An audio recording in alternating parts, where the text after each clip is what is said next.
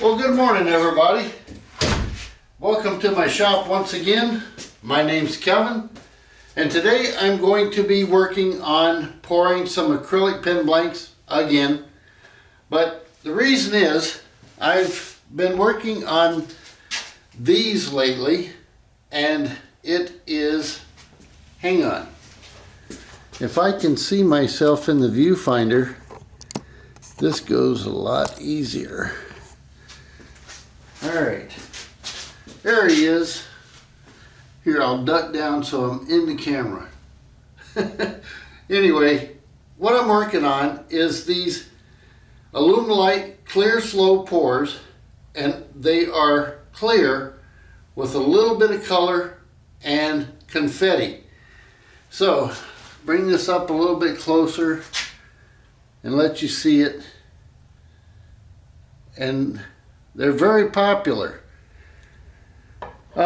This is going to be a two-part video.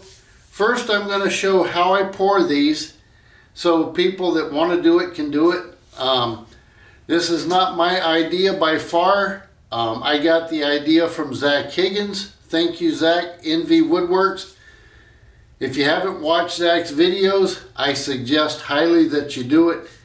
He's probably one of the masters of this. Chad Schimmel, he's probably top dog. There's others out there, but those two guys, they're awesome. They began things a few years ago that we're all trying to catch up to. So thanks to Zach, thanks to Chad. Big shout out to those guys.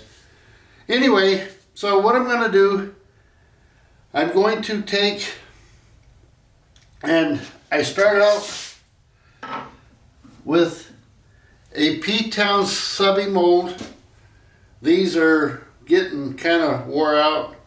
I've got holes in them and the blanks don't pour exactly true anymore, but they still get the job done.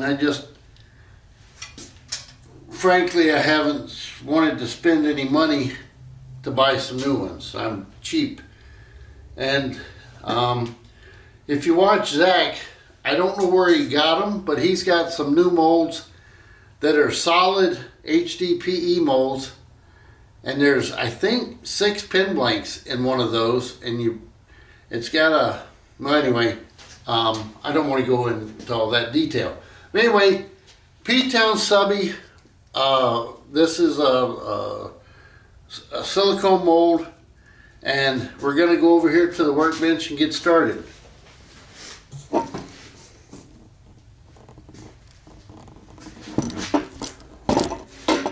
Yeah, I can hear you yelling at me already. My buddy over there anyway,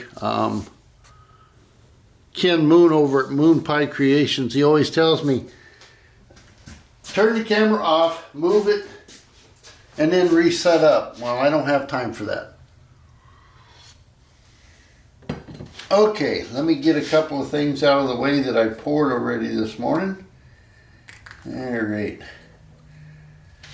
There's never enough day and time to do pours that I want to pour. Okay, Stoner mold release from Alumilite. Well, that's where I get it. Doesn't take a lot. Don't breathe this stuff in. It's really not good for you. Then I'm going to get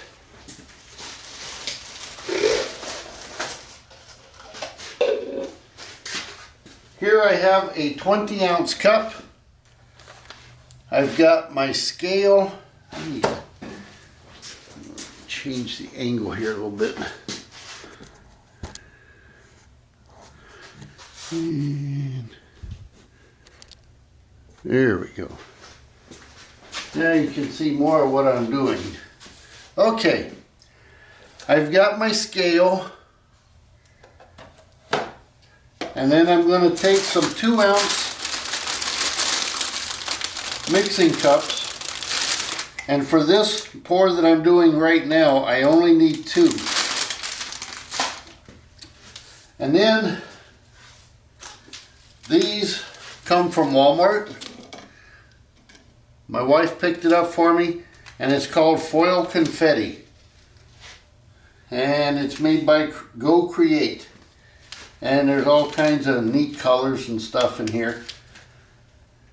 So what I'm going to do now is figure out what color I want to go into my pour. And do I want it to be sparkly, or do I want it to be a little bit more opaque or a little bit darker? But in order to achieve the clear that I'm doing, I want to do something totally off the wall today. So first I'm going to zero my scale, go with my Alumilite Clear Slow Part B, and add 5.1 ounces. Went over a little bit. 5.1 ounces. Someday when I'm big as Zach Higgins, I'll have 4 cameras going, but I wouldn't even know how to make them all work at the same time anyway. Zero my scale, and then Part A, Alumilite Clear Slow, and I want to add 5 ounces of this.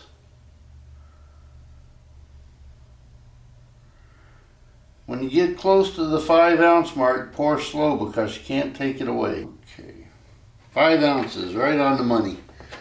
Okay, now, hey Google, set my timer for 12 minutes. Okay, 12 minutes, starting now. Get my scale out of the way, get my stir stick. Now I'm going to take my temperature gauge and check the temperature.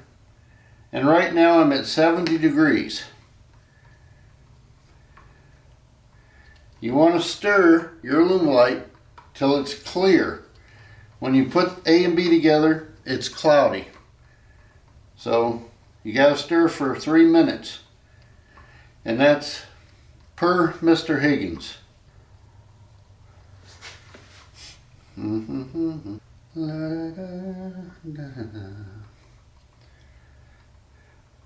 Sorry, it's Thanksgiving week.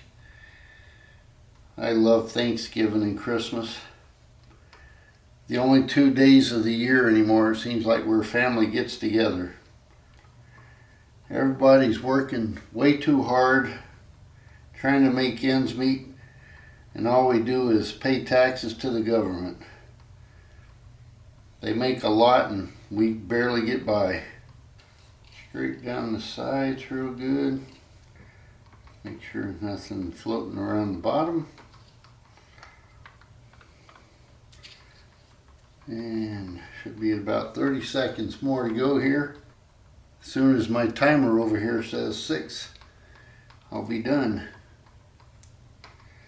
Alright, close enough, it's clear.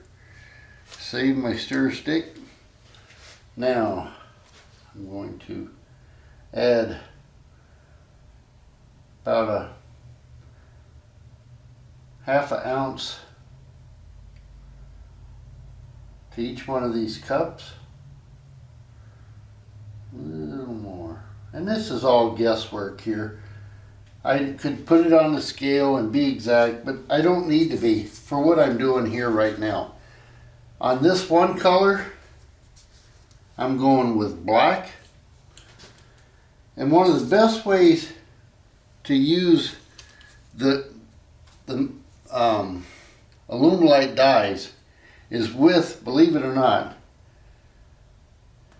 just a point of a needle. You don't want much more than that because this stuff goes a long way.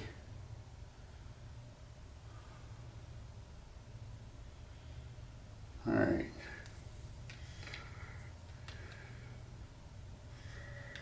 Here, that's there. That's plenty. And then on this one, I'm going to go with red. Maybe, if I can find my other mixing needle. A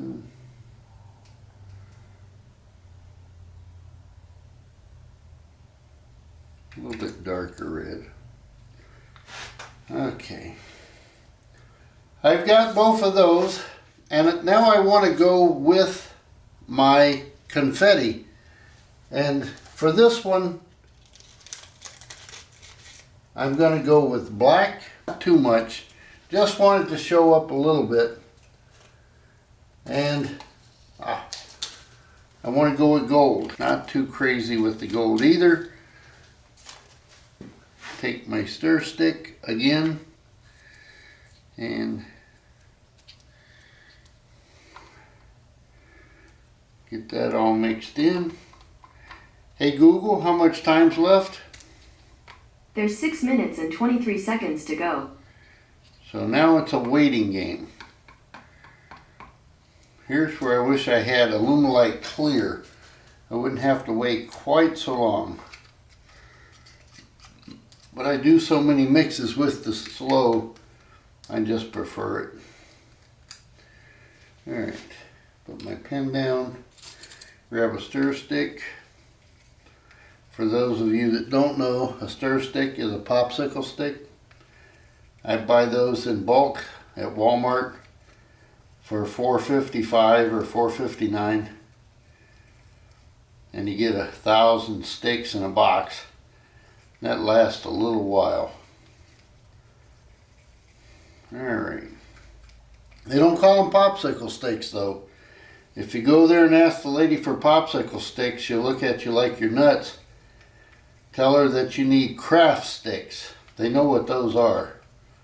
I don't have a clue as to why. Looks like a popsicle stick to me. Alright. Number 2 is my red. I want it just a little bit more opaque. I think that's the right word. There we go. A little darker. A little more red-ish. And I'm going to make my red turn green.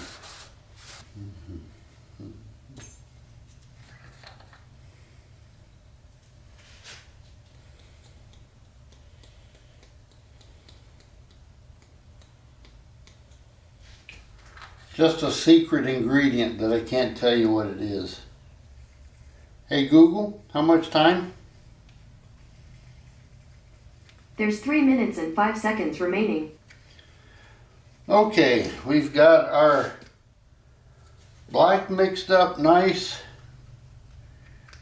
Got our red mixed up nice, and I put just a little bit of phosphorus powder in there from Alumilite. See if I can make the red glow after it's poured. Take my temperature gauge, check the temps. 82 degrees, 75, 75. Now, one thing you got to remember, when you have Alumilite mixed in small quantities, it does not harden as fast and it does not warm up as fast. So, in my main mix here is my clear with the gold and black confetti. I went a little bit heavy on the gold. Not much of the black in there.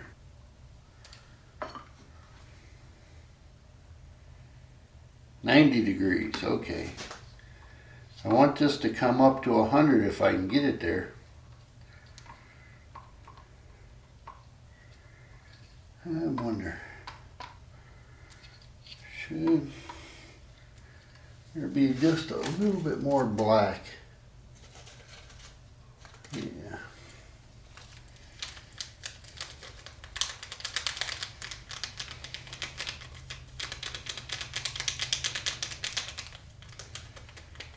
Not too crazy, I guess. But there we go.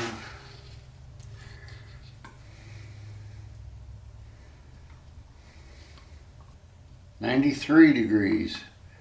It's warming up really slow. I need a heat gun. Okay, Google, stop timer. Now, we're at 12 minutes time, but I've only gotten to 95 degrees here. I need this to get to 100.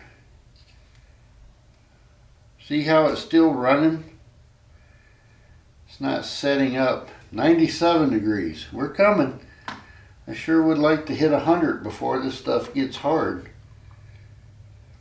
What I'm trying to do by achieving that temperature and that thickness is I want my confetti to stay suspended after I pour it.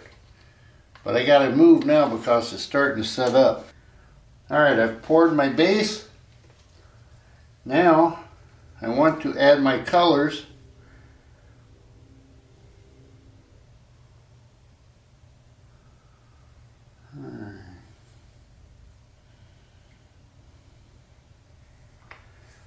And then my red with the glow powder. The thing with glow powder is it's very heavy. It tends to sink. That's another reason I want to get my pour as close to setting up as I can get.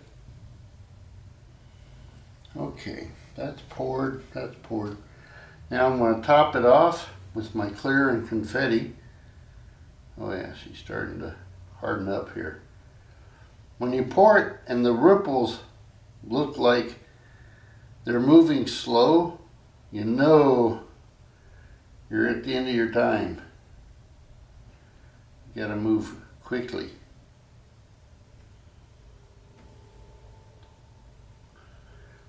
Alright, get this over to the pressure pot.